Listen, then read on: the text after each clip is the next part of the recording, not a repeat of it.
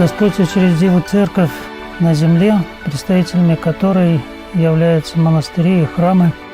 В частности, это монастырь наш, который был создан в начале XIII века преподобным Елисеем, и в XV-XVI веках он уже назывался Лаврой.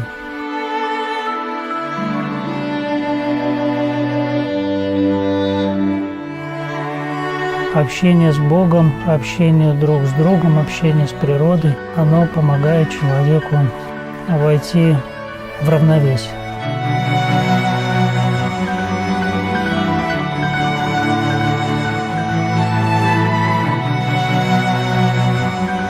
Для нас очень важно даже не стены монастыря, а, наверное, люди, которые здесь живут. Все, что мы создаем, вот этот благодатный островок, вот он создается для людей. Здесь люди находят себе особое утешение. Наш монастырь, он является местом, где человек может найти себе опору, силы. Даже некоторые люди приезжают сюда, чтобы подумать о чем-то вечном, светлом, перед принятием каких-то важных решений.